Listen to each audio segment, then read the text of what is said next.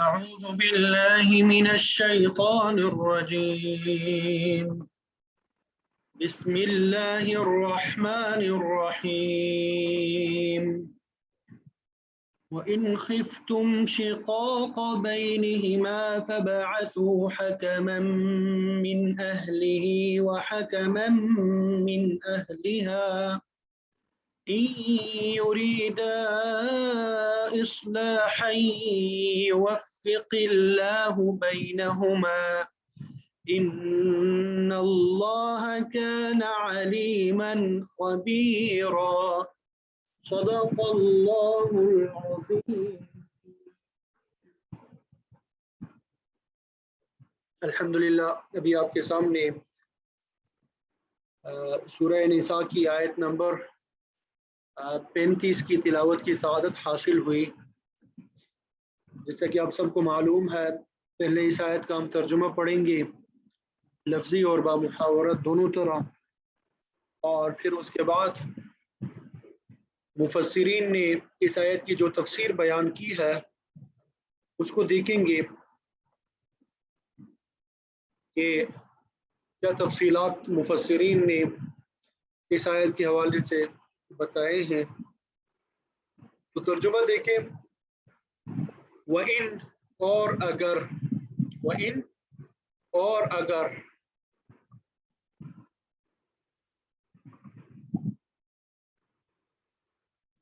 وَإِن اور اگر خفتم تم خوف محسوس کرو، اور اگر تم خوف محسوس کرو، تمہیں ڈر ہو، تمہیں اندیشہ ہو، شقاق مخالفت کا، ناچاقی کا یا مخالفت کا، بینہما یہ لفظ کیا ہے؟ بینہما.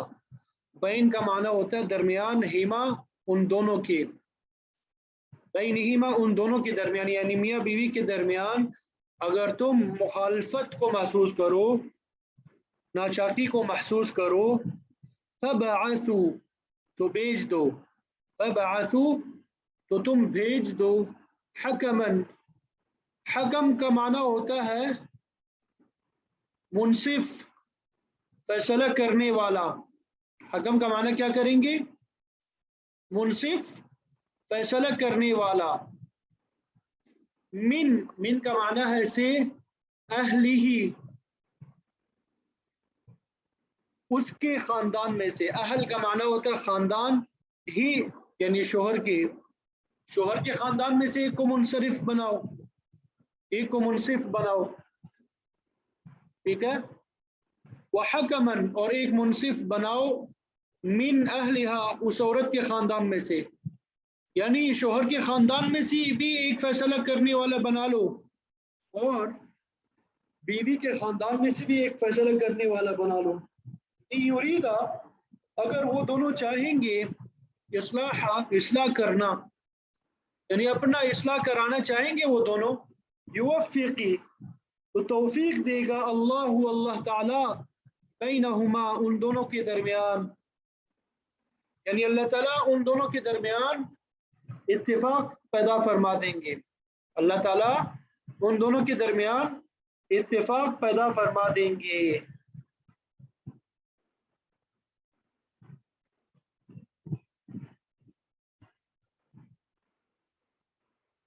ان اللہ بے شک اللہ تعالیٰ کان ہے، علیما ہر بات کا علم، اللہ تعالیٰ کو ہر بات کا علم ہے، خبیرہ اور ہر بات کی خبر ہے. دوبارہ ترجمہ دیکھیں. وَإِنْ خِفْتُمْ شِقَاقَ بَيْنِهِمَا اور اگر تمہیں میاں بیوی کے درمیان پھوٹ پڑنے کا اندیشہ ہو، اور اگر تمہیں میاں بیوی کے درمیان پھوٹ پڑنے کا اندیشہ ہو، فَبْعَثُوا حَكَمًا مِّنْ أَهْلِهِ وَحَكَمًا مِّنْ أَهْلِهَا تو بھیج دو ان کے درمیان فیصلہ کرانے کے لیے ایک منصف جو ہے مرد کے خاندان میں سے اور ایک منصف عورت کے خاندان میں سے بھیج دو. إِن يُرِيدَ إِصْلَاحًا يُوَفِّقِ اللَّهُ بَيْنَهُمَا اگر وہ دونوں اصلاح کرانا چاہیں گے تو اللہ تعالیٰ ان دونوں کے درمیان اتفاق پیدا فرما دیں گے. اللہ تعالیٰ ان دونوں کے درمیان اتفاق پیدا فرما دیں گے. ان اللہ کان علیما خبیرا، بے شک اللہ تعالیٰ کو ہر بات کا علم اور ہر بات کی خبر ہے. بے شک اللہ تعالیٰ کو ہر بات کا علم اور ہر بات کی خبر ہے. یہاں تک بات سمجھ آ گئی؟ ترجمہ سب کو سمجھ آ گیا؟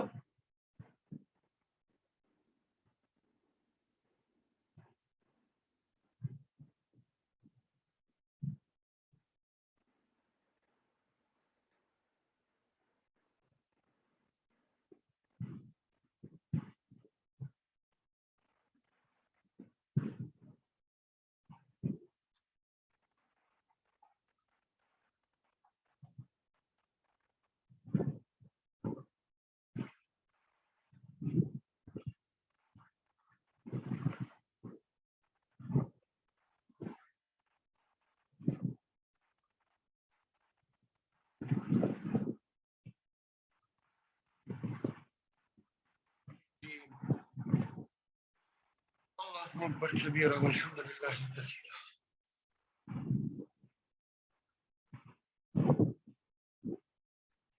تو کل کے سبق میں ہم نے عورتوں پہ مردوں کی فضیلت کے ذکر کو پڑھا اور مردوں کو عورتوں کا نگران، محافظ اور حاکم بنائے جانے کا ذکر پڑھا.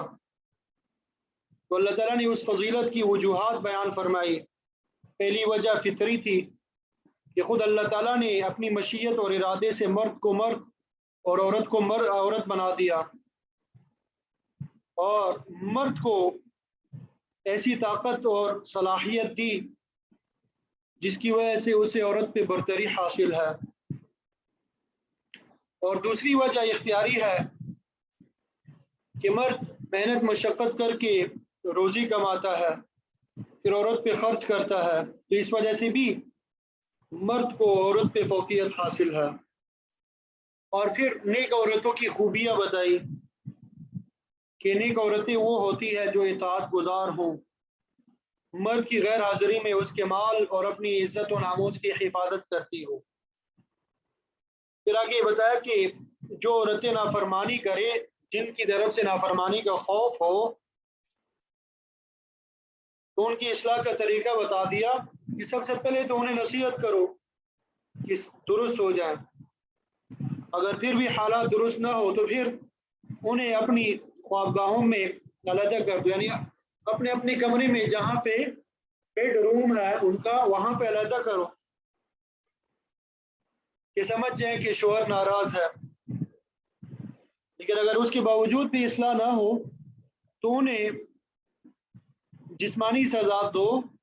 یہ سزا بھی معمولی درجے کی ہو، یہ نہیں کہ ڈنڈے سے مارنا ہے، یہ سزا بھی معمولی درجے کی ہو جس کا مقصد جو ہے تعدیب ہو، اور یہ سزا انتقامی کارروائی کی شکل اختیار نہ کر جائے. تو یہ تینوں طریقے اختیار کرنے کے بعد اگر وہ اطاعت پہ آمادہ ہو جائے تو پھر ان کے ساتھ زیادتی کا کوئی راستہ تلاش نہ کرو، بلکہ اچھے طریقے سے خوش اخلاقی کے ساتھ ان کے ساتھ زندگی گزارو. لیکن اگر مذکورہ تینوں طریقے ناکام ہو جائے اور میاں بیوی کے درمیان تعلقات بہتر نہ ہو سکے تو پھر یہ طریقہ اختیار کرنا ہے جو آج کے سبق میں ہمارے سامنے بیان ہوگا. اور یہ بات بھی یاد رکھیں کہ یہ ضروری نہیں ہے کہ غلطی ہمیشہ عورت کی طرف سے ہو، مرد کی طرف سے بھی زیادتی کا امکان ہو سکتا ہے.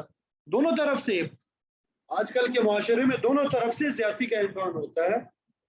کبھی ایسا ہوتا ہے کہ مرد زیادتی کرتا ہے، مرد کی طرف سے زیادتی ہوتی ہے، اور کبھی ایسا ہوتا ہے کہ عورت کی طرف سے زیادتی ہوتی ہے. چنانچہ دارالافتاء میں جامعہ اشرفیہ میں جب مختلف کیسز آتے ہیں، ہر طرح کے لوگ آتے ہیں.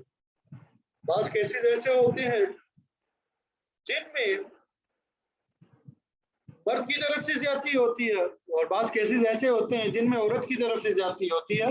تو بہرحال جو بھی صورت ہو، وَإِنْ خِفْتُمْ شِقَاقَ بَيْنِهِمَا کہ اگر تمہیں خوف ہو، تمہیں اندیشہ ہو میاں بیوی کے درمیان اختلاف کا، تو پھر یہ طریقہ اختیار کرو جس کا بھی آپ کو حکم دیا جائے گا۔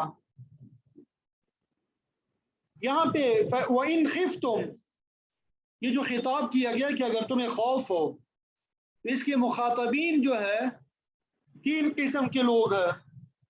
نمبر 1 مرد اور عورت کے سرپرست جو ہے،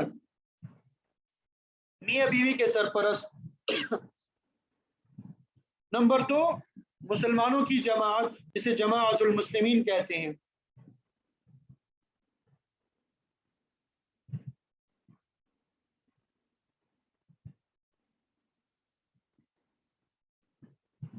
اور پھر حاکم وقت، ان جب میاں بیوی میں تنازعات جو ہے، لڑائی جھگڑا لمبا ہو جائے تو عورت اور مرد کے جو سرپرست ہیں ان کا فرض ہے کہ وہ اس حکم پہ عمل کرے۔ اگر سرپرست موجود نہ ہو تو پھر عامت المسلمین یعنی ایک ساتھ رہنے والے گلی محلے کے جو افراد ہیں مسلمان ہیں، وہ جمع ہو کے ان کی میں اصلاح کی کوشش کرے۔ اگر یہ صورت بھی نہ ہو تو پھر حکومت کے جو عمال ہے ان کا فرض ہے کہ میاں بیوی میں صلح صفائی کے لیے کارروائی کرے۔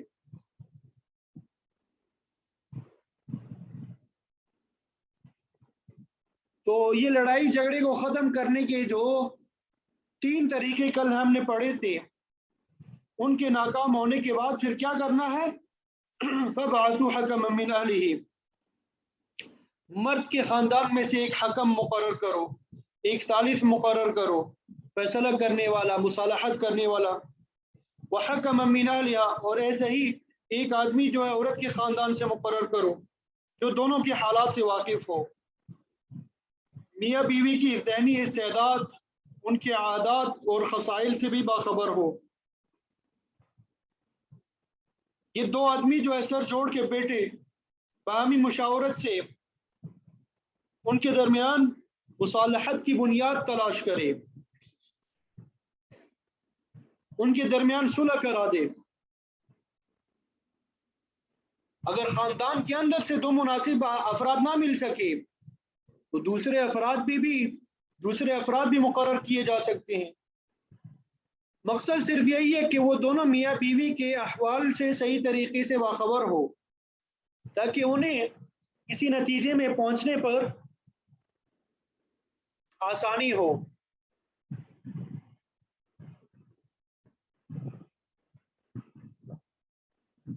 جیسے آج کل مصالحتی کونسل بھی کہتے ہیں، اور فیملی کونسلنگ وغیرہ بھی مختلف ممالک میں ادارے بنے ہوتے ہیں جہاں پہ میاں بیوی کے درمیان جو لڑائی جھگڑے ہوتے ہیں، میاں بیوی دونوں کی کونسلنگ کرتے ہیں اور ان کے درمیان اصلاح کرانے کی کوشش کی جاتی ہے۔ باقاعدہ اس کے لیے ایک اسپیشل کورس بھی ہوتا ہے کہ کس طریقے سے ان دونوں کے درمیان، بلکہ کسی بھی 2 مختلف پارٹیوں کے درمیان مصالحت کرائی جائے، ٹھیک ہے، جسے میڈیشن بھی بولتے ہیں۔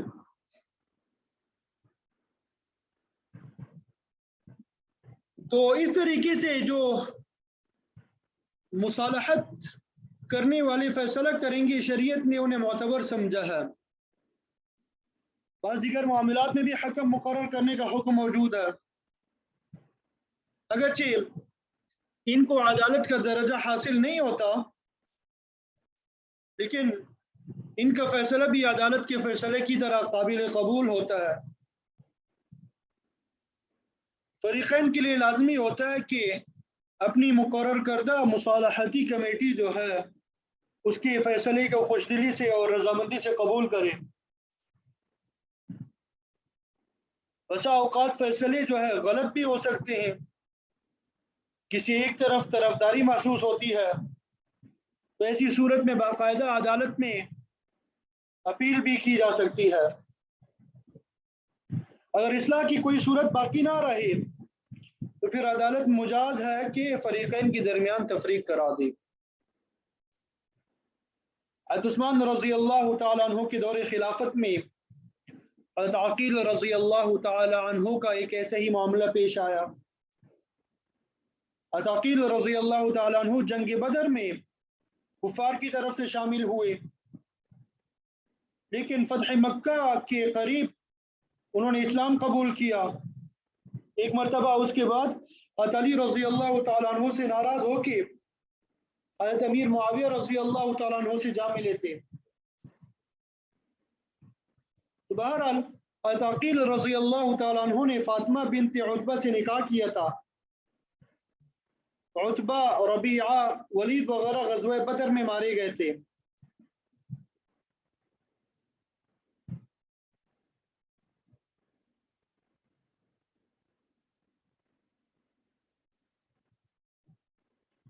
یہ خاندان تو وہی ہے جو آپ صلی اللہ علیہ وسلم اور حضرت علی رضی اللہ تعالیٰ عنہ کا، یعنی خاندان عبد مناف ہے۔ حضرت عقیل اور فاطمہ کے درمیان بعض اوقات مذاق بھی ہوتا تھا اور بات بڑھ جاتی تھی۔ تو ایک دفعہ ایسا ہوا کہ ان کے درمیان کسی بات پہ گفتگو ہو رہی تھی، تو فاطمہ نے پوچھا اس کا باپ عتبہ اور ربیعہ وغیرہ کہاں ہے؟ تو عقیل کہنے لگے وہ تمہارے بائیں جانب جہنم میں ہوں گے۔ تو حضرت فاطمہ نے اس کا برا منایا اور حضرت عثمان کی عدالت میں عقیل کے خلاف شکایت کر دی کہ اس کے خاوند نے اسے یہ بات کہہ کے ذہنی کوفت پہنچائی ہے، حالانکہ آپ صلی اللہ علیہ وسلم کا فرمان مبارک ہے اس قسم کا مذاق نہیں ہونا چاہیے، مرنے والے اپنے نتائج کو پہنچ چکے ہیں، لہذا ان کے بارے میں کوئی ایسی بات نہیں کرنی چاہیے جس سے ان کی ورثاء کو تکلیف ہو۔ فاطمہ مسلمان ہے، اگر اس کا باپ کفر کی حالت میں مر گیا تو اب اس کو جتلانے کی کیا ضرورت ہے؟ تو اس قسم کا مذاق اچھا نہیں ہوتا۔ اسی طرح مسلم شریف کی روایت میں آتا ہے عمران ابن حسین رضی اللہ تعالیٰ عنہ کی 2 بیویاں تھیں، ان کے درمیان ہمیشہ لڑائی جھگڑا رہتا تھا۔ اسی طرح ایک دوسرا شخص تھا، اس کی بھی 2 بیویاں تھیں، ان کی حالت بھی مختلف نہیں تھی۔ ایک دفعہ ایسا ہوا کہ یہ شخص حضرت عمران رضی اللہ تعالیٰ عنہ سے ملنے ان کے گھر آیا، تو ایک بیوی نے پوچھا تم کہاں تھے؟ اور عمران رضی اللہ تعالیٰ عنہ سے مل کے آ رہا ہوں، یہ بتایا اس نے۔ بیوی نے کہا تم غلط بیانی کر رہے ہو، تم تو دوسری بیوی کے ہاتھ سے آئے ہو۔ بہرحال اس نے انکار کر دیا اور یوں کہا کہ میں نے حضرت عمران سے ایک حدیث سنی ہے کہ آپ صلی اللہ علیہ وسلم نے فرمایا اقل ساکن الجنت النساء، کہ جنت میں جانے والی بہت کم عورتیں ہوں گی کیونکہ ان کی اکثریت جہنم میں جائے گی۔ اور آپ صلی اللہ علیہ وسلم کے ایک فرمان یہ بھی ہے یا معشر النساء رأیتکن اکثر اہل النار، کہ عورتوں کی جماعت میں نے تمہاری زیادہ تعداد دوزخ میں دیکھی ہے، لہذا خدا کا خوف کیا کرو، صدقہ اور خیرات کیا کرو۔ ایک عورت نے عرض کیا کہ حضور عورتوں کی اکثریت کا دوزخ میں جانے کا سبب کیا ہے؟ تو آپ نے فرمایا تکفرن العشیر، کہ تم خاوند کی ناشکری بہت کرتی ہو۔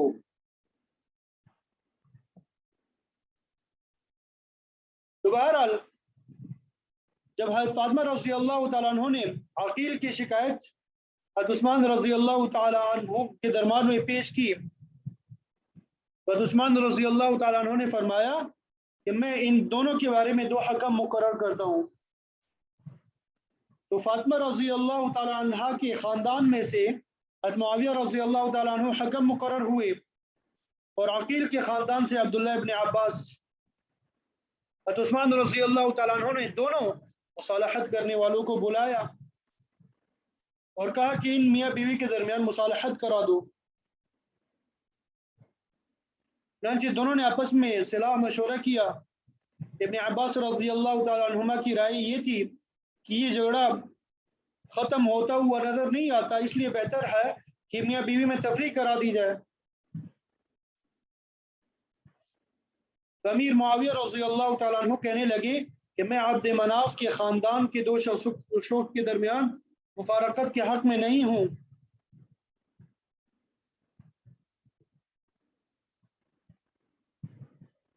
تو یہ دونوں یہ باتیں کرتے ہوئے حضرت عقیل رضی اللہ تعالیٰ عنہ کے گھر کی طرف جا رہے تھے.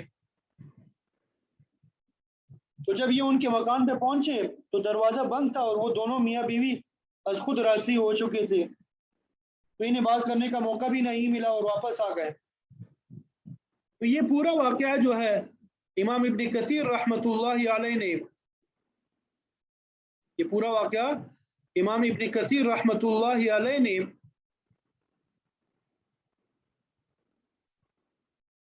اور دیگر مفسرین نے ذکر کیا ہے.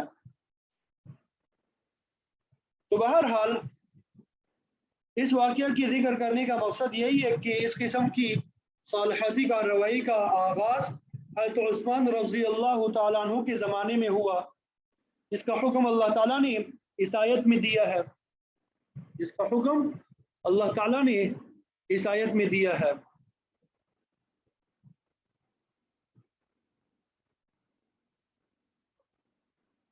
بار اللہ تعالیٰ نے فرمایا کہ میاں بیوی کے درمیان تنازع کی صورت میں دو ارکان پہ مشتمل ایک مصالحتی کمیٹی بنائی جائے جو دونوں کے درمیان صلح صفائی کی کوشش کرے. تاہم یہ صلح جوئی کا اختیار جو ہے اور انحصار جو ہے یہ کمیٹی کے ارکان کے خلوص پہ ہے. اگر وہ نیک نیت ہوں گے، یرید اصلاح، اگر ان کا ارادہ فی الحقیقت اصلاح احوال کا ہوگا، یوفق اللہ بینہما، تو اللہ تعالیٰ ان میں ایسی توفیق پیدا کرے گا کہ وہ صلح پہ آمادہ ہو جائیں گے اور مصالحت کرنے والوں کی کوشش جو ہے وہ کامیاب ہوگی.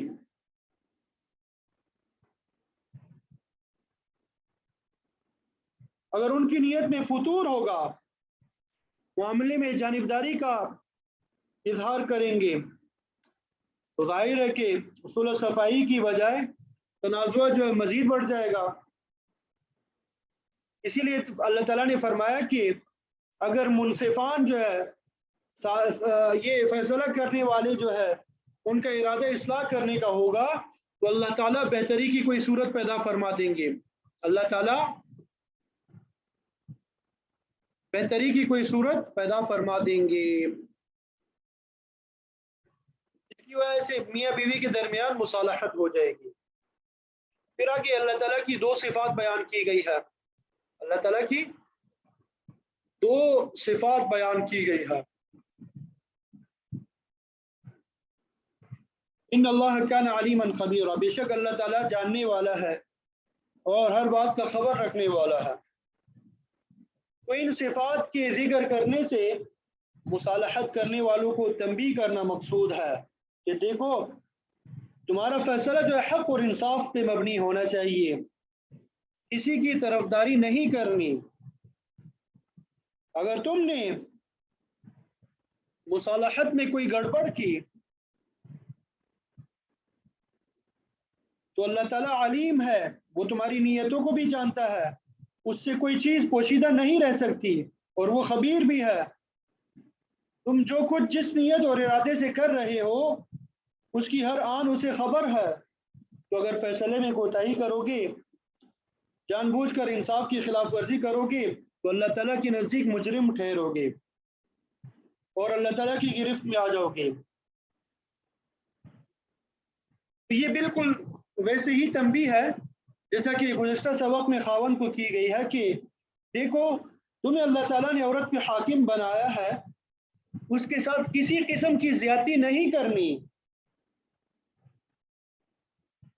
یہ مت سمجھنا کہ مجھے عورت پہ کلی اختیار حاصل ہو گیا ہے، جو چاہوں کرتا پھروں، ایسا نہیں.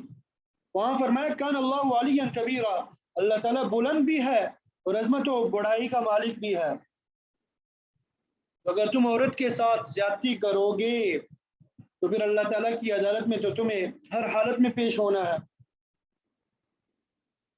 تو اس عدالت سے بڑی نہ تو کوئی عدالت ہے اور نہ اس عدالت کے سامنے کسی کی زبانی جو ہے کام آ سکتی ہے. تو وہاں پہ تمہیں اپنی زیادتی کا جواب دینا ہوگا. تو اگر مصالحتی کمیٹی بھی ناکام ہو جائے تو پھر آخری صورت جو ہے عدالت کرے جاتا ہے. اسلامی عدالت جو ہے وہ میاں بیوی کے درمیان فیصلہ کرے گی. تو یہاں تک اللہ تعالیٰ نے نکاح کے نتیجے میں جو تعلقات بنتے ہیں اس حوالے سے احکامات اللہ تعالیٰ نے ہمیں بتائے، ہمیں سکھائے. اگر ہم ان پہ عمل کریں گے تو ہمارے جو گھریلو مسائل ہیں وہ خود بخود حل ہو جائیں گے. اللہ تعالیٰ ہم سب کو عمل کی توفیق عطا فرمائے. کیونکہ معاشرے کا سب سے بڑا اور اہم یونٹ جو ہے وہ گھر ہے، خاندان ہے. اس خاندان سے ہی میاں بیوی ہی سے خاندان بنتا ہے، اور پھر خاندان کے افراد سے معاشرہ بنتا ہے، اور معاشرے سے ہی پھر قوم جو ہے قوم وجود میں آتی ہے. ٹھیک ہے، اس لیے ہمیں چاہیے کہ اپنے خاندان کی اصلاح کی فکر کریں، اپنے خاندان کو قرآن اور سنت کے احکامات کے مطابق چلائیں، انہیں قرآن اور سنت کی تعلیمات دیں.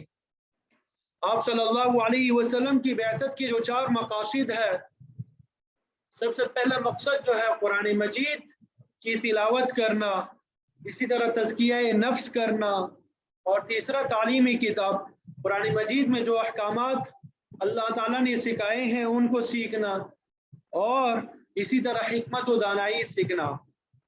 یہ سب کے سب جو ہے ہماری ذمہ داریاں ہے. آپ صلی اللہ علیہ وسلم کی دنیا سے چلے جانے کے بعد ابھی ہماری ذمہ داریاں ہے کہ ہم قرآن مجید کی تلاوت کریں روزانہ کی بنیادوں پہ، اور اسی طرح اپنا بھی تزکیہ نفس کریں، اپنے بچوں کا بھی تزکیہ نفس کریں.